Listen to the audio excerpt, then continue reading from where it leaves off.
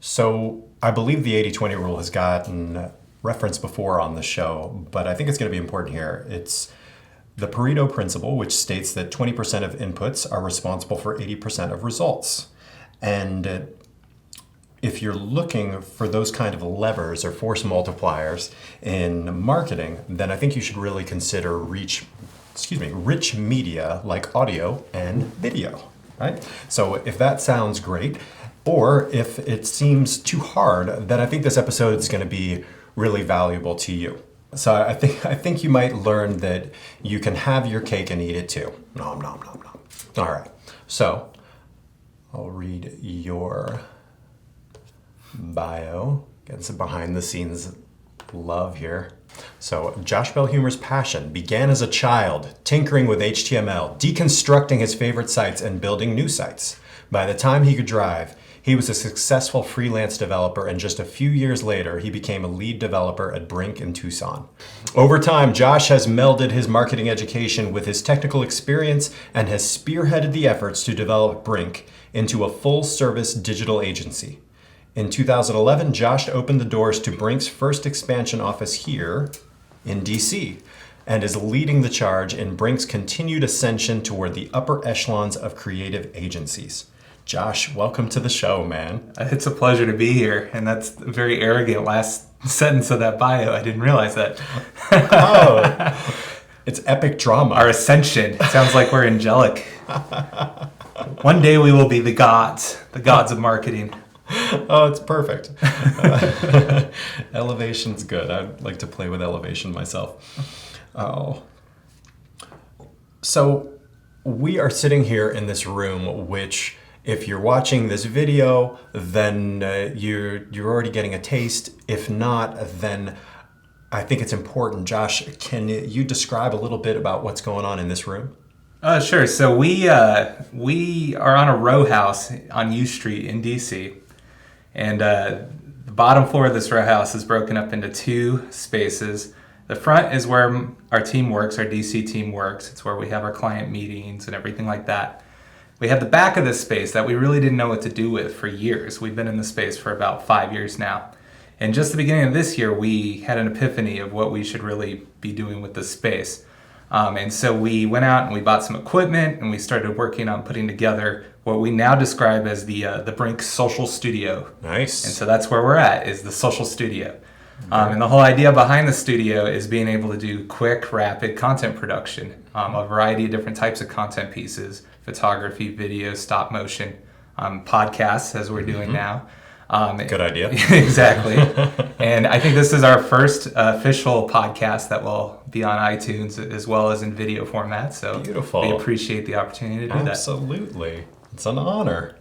Well, that was going to be my second question. What's the vision behind it? I guess that's kind of answered, but maybe you could describe, if you don't feel that you've discussed the vision properly, then let me know. But maybe this will meld well with this question, which is what led you to fulfill that vision? What brought you to build this studio?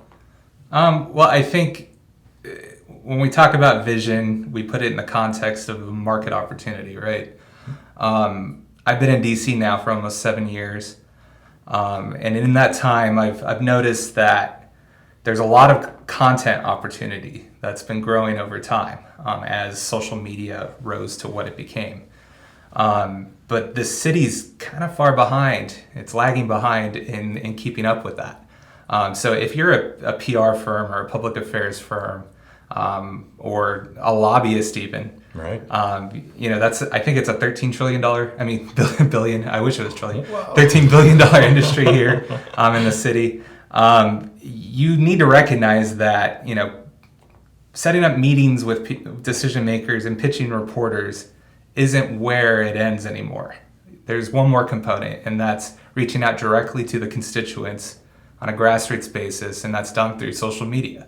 If you want to get a piece of legislation passed, or you want to fundraise, or you want to get people to sign a petition, or whatever the action is, you need to go directly to those people and have a conversation with them and get them engaged. You can't rely on going through reporters and traditional media anymore. Sure. So that ties back into this ability to produce good quality content and quick content. And that's something that DC is lacking. There's definitely a few good content agencies here that are mostly focused on the marketing side. There's some PR firms that you can tell they kind of get it, but they're not really making the moves they need to make. In a lot of cases, they're just outsourcing to people like us because they're not able to do it in-house. But there's not a lot of people here or agencies or organizations that are able to do quick social content, and in particular, application of that advocacy setting. And so that was the vision, being able to see an opportunity. Of course, in this current day and age, you have somebody like Trump who is causing a lot of anger or emotion or however you want to put it. There's a lot of groups interested in activating people to react to that emotion or react to that action that Trump may take. So let's say Trump tweets something offensive, right? If we're able to turn around a video piece commenting on his tweet within 3 or 4 hours of him making that tweet, then we're going to be ahead of everybody else in actually participating in that conversation. If you're relying on a marketing agency to go out and spec and have a producer rate and a production crew and put together a plan of action and storyboard and script it, and then schedule a shoot and do the shoot and then post-production, edit it, get it all together and put it out, it's not going to make sense. You can't comment on his tweet a week later. Right. Like, you have to be able to do it right away. So that's ultimately the vision of being able to do it rapidly, do it cheap enough that you can do it continuously rather than having to wait and pick and choose the exact moments you want to do it.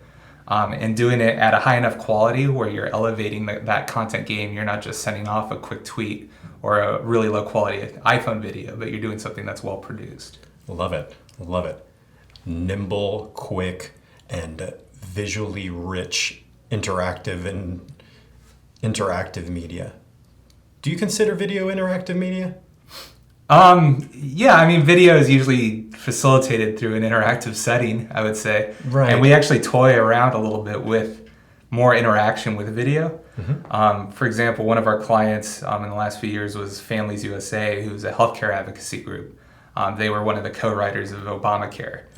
And this was just before the election, when there was still an environment, a toxic environment around Obamacare, and they were trying to do a little bit to change perceptions around that.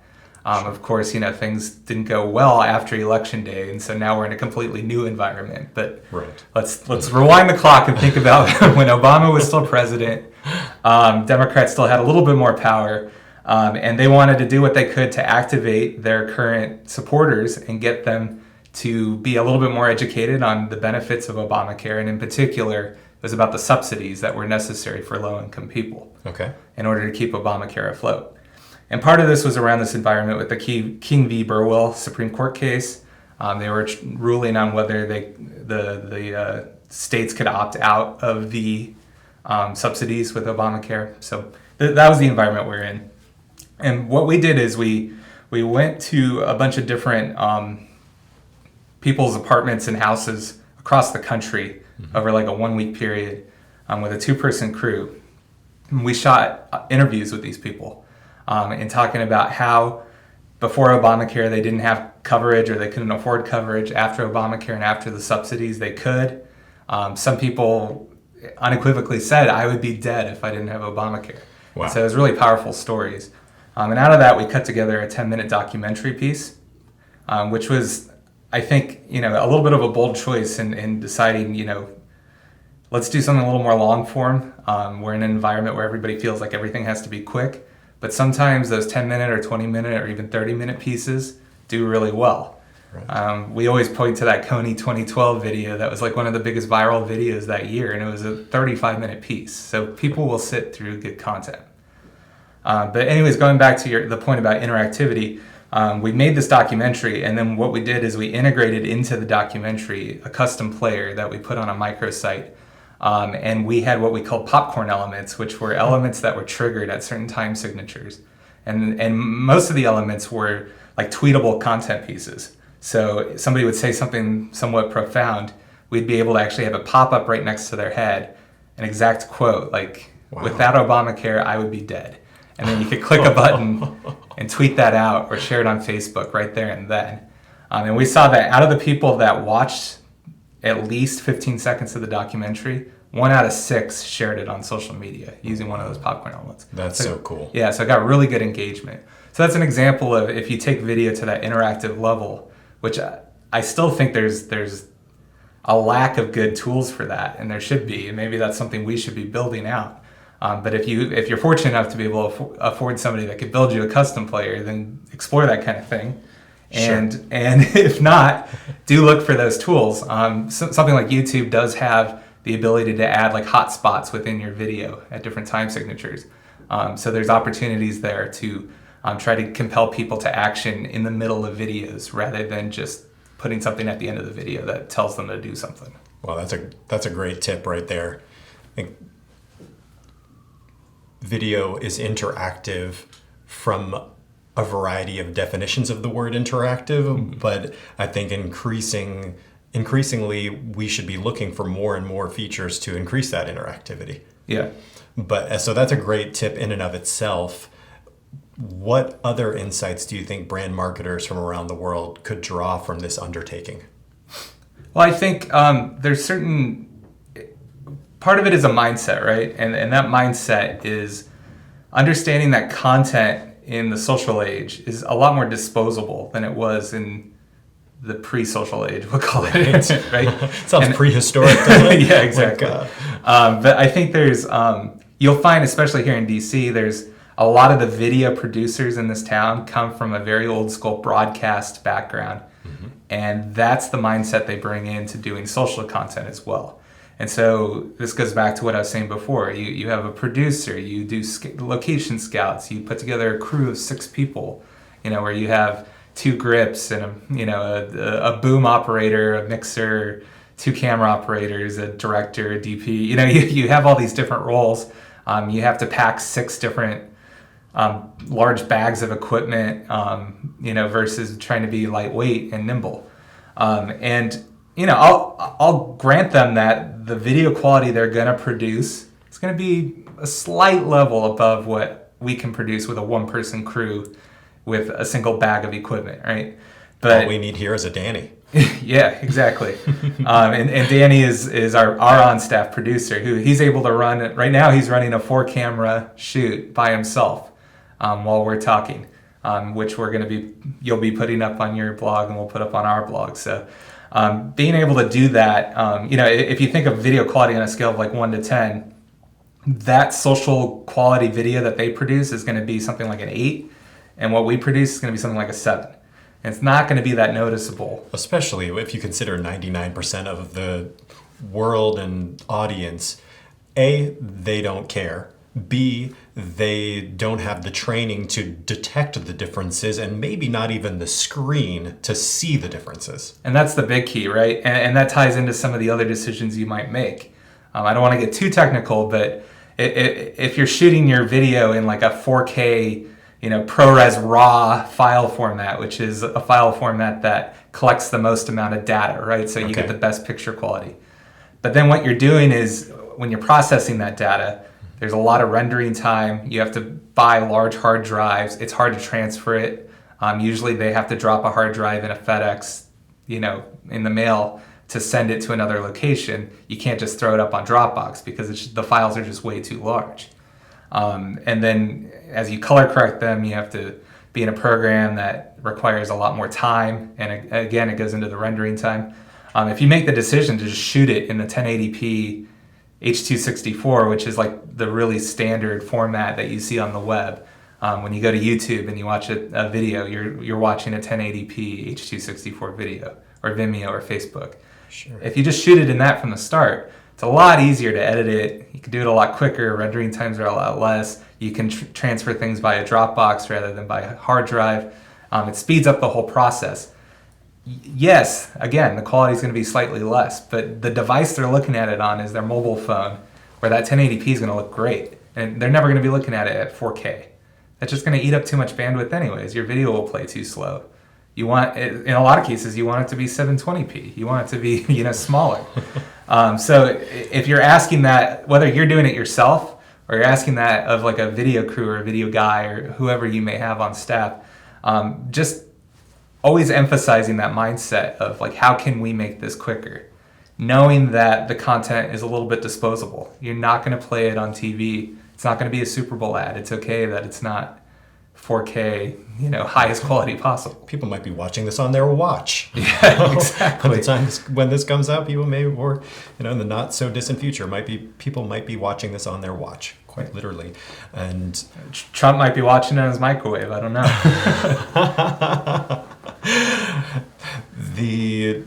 I love the idea of speed with this platform and the spirit of this conversation. And I think it goes right in line with the 80-20 rule, because if you want to get 80% of the results, then you really do need to move fast. Mm-hmm. So I think that hopefully people are nodding their heads as they listen to this that, yes, okay, trends are short, people's attention spans are short, and your window of opportunity is similarly short. Mm-hmm. So there's I'm sure there's statistics to back this up, but in my own experience, the number one driver of engagement I've seen in content has always been relevance. You can have a lot lower quality content if you're commenting on something that is relevant here and now, and participating in conversations that are happening now, not commenting on things that happened a week ago or a month ago. Right, absolutely. People are already on to the next thing. It's no longer on fleek, folks. Yeah. Remember that phrase? Yeah. That's been gone for a long time. Oh, okay. So what have you learned so far from this undertaking? Oh, well, I think that, there was certainly a learning curve in figuring out, like, okay, so if we're throwing out the playbook of how to properly do video production with 5-person crews and do it with a 1-person crew. Sure. There's going to be certain learning curves, right? Every once in a while, we would find like, we should have lit this a little differently, or we should have, done this with the microphone set up. And those little lessons along the way, make us better and better at it. I think there's a learning process everyone goes through. So really the tip out of that is, produce. Don't just sit around and plan. Make stuff. Mm-hmm. And don't be ashamed of it, if it's not perfect quality. A lot of times we put up videos like on our Vimeo or our social media for ourselves, which is how we started, right? We shot stuff for ourselves before we charged people money to do it. Makes sense. So, yeah, we wanted to make sure we could do it well. We would still put it out there and get feedback and see how it performs, even if there were certain components of it that we didn't think were quite right. So I think that was important, and it's something that I've always known to be true, that you should learn through doing rather Absolutely. than through planning. But when you're up against, when you're facing putting something out there that you're not 100% proud of, and the perfectionist in you wants to redo it and keep redoing it rather than just getting it out there, it's a tough decision. And so that was something that, like I said, it has always been a ideology that I thought I practiced, but when my back was up against the wall and I had to follow through with it, I think it made me better as a marketer, because I was able to actually cross that bridge and prove that, okay, I can put stuff out there that I think is just okay, just to keep it moving and keep progressing.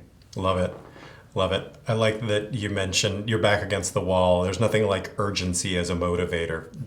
You say you're going to do something, you're going to do it. But I'm getting that your point about just getting in and doing and learning on the job is extremely valuable. And it must have been validating as well, because I'm sure you saw the quality go up. Yeah, definitely. And you also get new ideas. One of the things that we haven't explored as much that I want to explore is more live video.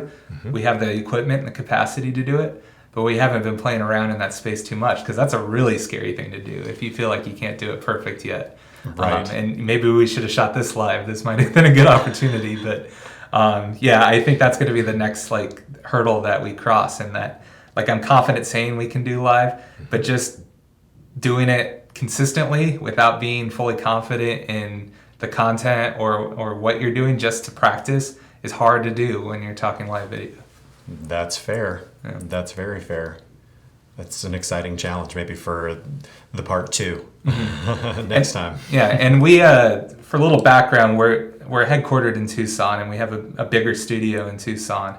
And out of there, we do a lot of live video. We actually run the public access television station for our city, for the city of Tucson. Awesome. Yeah, and so one of the challenges we set up for ourselves there was we wanted to do a nightly news show, nightly public access news show. So it's called 5 on 20. And we do it every night, Monday through Friday. Wow. And we have a whole volunteer of 18, mostly young people who want to get into video production. So they're rotating and learning all the different roles, from being anchors to running the teleprompter to running the switchboards and all of that. And doing that, like a live broadcast every night, I think has just taught us as a company so much that we've learned here in DC from that. And even the technical aspects of running video, live video, was something that it was an 8-month process for us to get it perfectly working. It required a lot of different sysadmin brains and a lot of work. And I think for the average person, something like Facebook Live makes it a lot easier for you. When you're trying to do it at that level, it becomes a lot harder. And so I think that ties back to the philosophy of what we're trying to do here with the social studio, in that, all that time investment that our Tucson studio had to put in to learn about the hardware and technical considerations of live video, we don't need to worry about that as much here, because we're going to use the tools that are available to us. And that includes like Facebook Live and YouTube Live and Periscope and these tools that are already there that make it a lot easier to work with. Excellent. I love that. Is there a philosophical direction that hasn't been discussed? And what do you see as the future of this tech usage? So philosophical is a strong word. Okay. No, but I do think one of the things we haven't discussed is the value of on-screen talent. Mm-hmm. And that's I think our next opportunity that we're exploring ourselves. Of course, usually when a client hires us to do video, we're putting one of them on screen. They're the subject matter experts. Sure. A lot of times they do a great job. Mm-hmm. We've worked with like government affairs departments, that are part of associations. And like those people are usually lobbyists, trained lobbyists, and so they're great. They're personable and they're good in front of a camera. Mm-hmm. And we've also worked with like some startups, for example, and they usually do a pretty good job on camera because entrepreneurs tend to be very passionate about what they're selling, and they wouldn't have got funding if they couldn't talk to people, right? That's interesting. So, what passion? Do you have you found so far that passion on camera is almost as effective as training? Yeah, I think so. And I think some people have that, like there's that mental barrier when a camera's pointed at them where even if they're great face to face, it goes away somehow. They get deer in the headlights a little bit. Yeah. And so that's where some of like our skills have to come in as interviewers or producers in making them feel comfortable, just like how you try to make me feel comfortable, and easing into having a podcast. Mm-hmm. We have to identify when they're nervous or whatever the issue may be, and then figure out ways to very naturally talk them through it. It's digital, we're not putting stuff on 35 millimeter film or anything like that. It's like, it's okay for us to keep the cameras running and just talk through it and try to get to that point where we're getting usable stuff. Right. And so that's like, anytime we ever think we're shooting like a 15-minute piece, it's always going to be scheduled as an hour block. Sure. And we may use that whole hour to get the good 15 minutes of material. But we want to make sure we have that leeway to talk them through it. But I think I got a little off track in tying back to, what is the vision of on-screen talent. I think it's good that people be able to sell their own product. But if you're going to be doing like consistent content, let's say you're trying to do like a magazine or an advocacy channel on YouTube or whatever it may be, you may want to have some really good talent that looks great on screen. Mm-hmm. And so my vision, I think, for like us, of course. Yeah. I think we're the example of why you want to get on-screen talent. Are the lights dim enough, guys? Just kidding. But having that Rolodex, for lack of a better term, of people to go to is my next challenge. And I call it like the collective, right? The Brink collective. Who is going to be our collective of content creators that we can go to whenever we need either on-screen talent, or animators is another good example. We can do animation in-house with some of our designers, but animation is such a like personal style type thing, where each of our designers has kind of their own style, and sometimes they can emulate other styles. But we may find that somebody with a very particular skill set in animating, maybe it's like a Pixar style, or animating like a really nice like hand-drawn pencil style, like flipbook style, that will be appropriate for that specific project. I don't think it's practical to have all those different styles on staff. So that's where you want to have like a network of people to go to that you know what their rates are, you know how much they'll cost, and you can go to them anytime an opportunity comes and bring them as part of the crew. Oh, I love that. Now, I don't think I've mentioned, but you and I have known each other a good 7 years or so, right about. Yeah, you were one of the first I met when I came here. So that's right. You and I actually both. So I'm from the DC area, but I lived in California for about 5 years, and I came back to the DC area right around the same time you came to the DC area. I think in 2009 or so. Anyway. The reason that I bring that up is because I think you and I really like to talk about the creative economy here.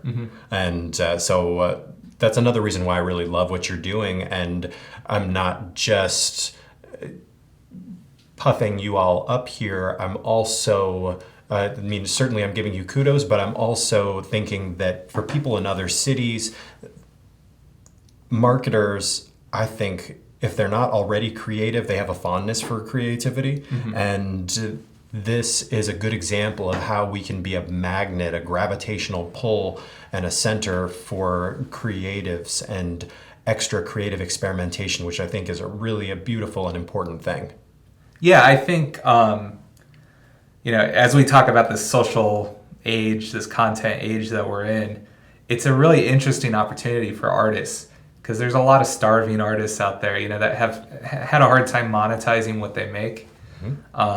And I don't want to say that, doing content for advocacy is art. It's not. But it's still a good venue for their skills and their talents, and a way for them to monetize their talents while they're also still working on their art on the side. And I think that of all industries right now, marketing is probably the best opportunity artists have of monetizing their skills. And if we break out of this mindset of trying to do like the way these ad agencies are, these big, large agencies that are really accounts heavy, and then they outsource to another agency, and then they outsource to another. If we can break out of that and become a little bit more nimble, a little bit more gig focused, you talk about the gig economy and where we're heading with that.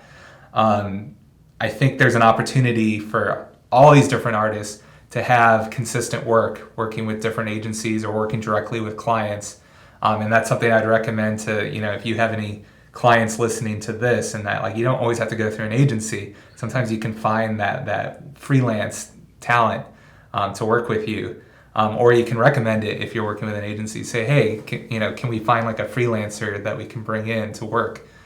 Because there's no reason to have all those layers of overhead when we can keep things a lot more efficient and get more output, more content produced, and then get these artists fed. Right, agreed. And it doesn't have to be Fiverr. I have nothing against outsourced and offshored talent, but there's a lot of local great talent in just about, I'm sure, every city on earth. Yeah, definitely. And I'm all about local, and I don't use Fiverr. I mean, that's like, when you do that, like, especially for like logo design, a lot of times, oh God, yeah. Anytime they've ever done like a little bit of like digging on that, people are just reusing, stock vector files and stuff. You're not getting something unique.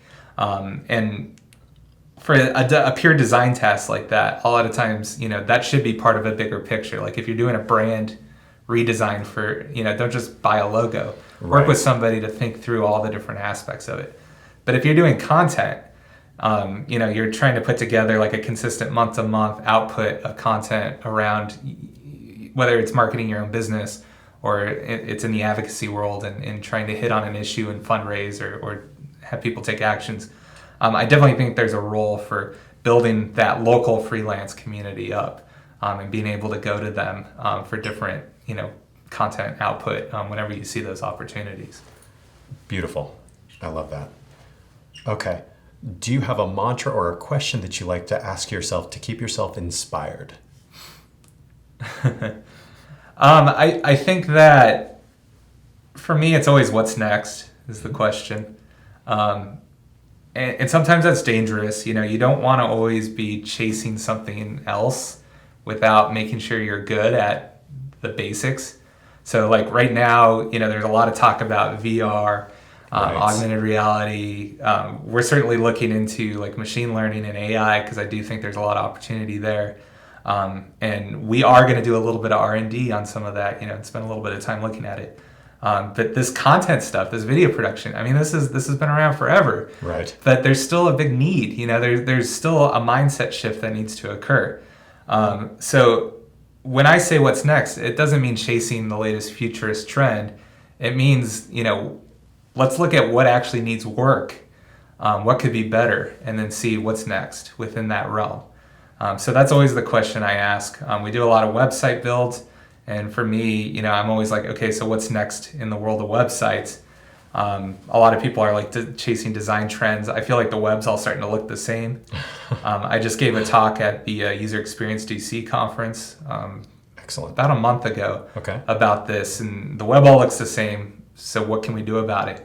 And that was the spirit of that talk. I call it cinematic UX, and it was about looking for inspiration in other places. And I said, let's look at the world of film and cinema. I'm a big fan of cinema. Brink actually distributes indie films. That's one of the things we do. Nice. So yeah, we're all kind of rooted in that. And if you go and look at what filmmakers do in making movies, just in the approaches they take to color and composition and movement and direction, any different decisions like that, we could be inspired by that in the work we do with websites. So again, with that question of what's next there, I'm not saying what's the latest technology. I'm just saying how can we evolve our thinking a little bit more, because we're all starting to look the same right now. And I think some of that was a byproduct of some of the spirit of the social studio, right? Being able to do things quickly, patternizing things. You had frameworks like Bootstrap, which was something Twitter made, which was like a ready-to-go framework for building a website. Mm-hmm. And after that came out, every website looked like the Bootstrap framework because it allowed you to deploy websites quickly. That's a shame. Yeah, and I think it's a good thing if you're a entrepreneur, one-person entrepreneur trying to just get a website up, right. Or if you're a small business and you need to get something up quick. But once you start to invest more resources, you shouldn't be spending six figures at an agency to have them produce the same site that Squarespace could have given you for whatever they are, $8 a month, Right. And so that asking those questions in every vertical, what's next, how can we change or evolve our thinking, is just something that we all should be doing, while making sure we avoid just chasing trends. Beautiful. Excellent. Okay. Is there anything else you'd like to add? No, I think that, overall, it's, when it comes to marketing, things get overcomplicated. There's a lot of BS in our industry, let's face it. Absolutely. I'll come out and say that. And so a lot of people are acting like they're selling a secret sauce. Our approach is the best. This approach is the best. What I'm talking about here with the social studio isn't I don't really sell the approach as something that groundbreaking. I'm just saying this is the way it should be. Mm-hmm. And then we're going to execute and we're going to do it well. And I hired a talented team that is going to execute well. And so if you take anything away, I think it should be that, everything's about execution. It's not about approaches. It's not about planning. It's not about processes. It's about who's going to do it well and do it consistently and focus on results. And part of that is that built into that nimble or flexible approach, in that you got to be willing to abandon what you're doing if it's proving not to work and try something else. And so if you're working with any sort of marketing partner and they try to sell you, if day one they're selling you a tactic rather than being your partner and actually looking at what you need, that's your first red flag. Right. And then if they get you into whatever, system they have in place and they just keep you on autopilot for years and years and years without evaluating or changing or trying new things, that's a second red flag. And then if they're not showing results, right? You need to constantly be evaluating on your end. Maybe you should be working with other partners if you're not seeing those results, because it should always be about execution. It should always be about results. Period. Absolutely. Excellent. Okay. Well, what is the best place for people to go to learn more about you and to reach you? So our website's brink.com. That's a website that I feel like looks like a lot of other websites on the web today. So don't call me a hypocrite, please, because I'm aware of it. I don't think so. I think you'll like the site. It's a nice site. We get a lot of compliments. And to be fair, we made it like 4 years ago, and a lot more sites look like it now than they did at the time. But yeah, Brink.com is always the best place to check us out. We do have, I think, a link to our Vimeo page on there, I hope. I'll double check afterwards, yeah. I'll have links in the show notes to everything we talked about, so okay. Absolutely include that. Yeah, so the Vimeo is the best place to see some of our video output. You'll see a wide range. You'll see, the 6-person shoot with red, the high-end HD 4K cameras we did for the country of Holland, all the way down to the quick videos, including this one. We'll put up as quick as possible. Perfect. That we do in our social studio, so you'll see that range. And then you can always email me, just josh@brink.com. Excellent. Josh, thanks so much. Josh, thanks so much for being on the show, man. I appreciate it. This was fun. Absolutely. Perfect. So, sitting here in the Brink Social Studio, I am reminded of this little, I don't know if you would call it a mantra, so much as an answer that replays in my head once in a while because, and I'm still sitting here with Josh as I record this outro, and Josh, you might get this, but people who find out I'm in marketing often ask me, what is the secret to marketing? And I've gotten this question from people who have PhDs and people who are just starting businesses, and they ask it, and what the answer that I've come to be most fond of and find to be most helpful is the secret is go. The secret is just keep going, keep your momentum going, and keep growing. And I think that there's a huge validation and takeaway that relates to that in this studio, in that we need to be producing rich content, and we need to be moving fast and continuing our growth. So with that being said, thank you very much for listening. As always, the show notes can be found on spiralmarketing.com. Cheers, folks.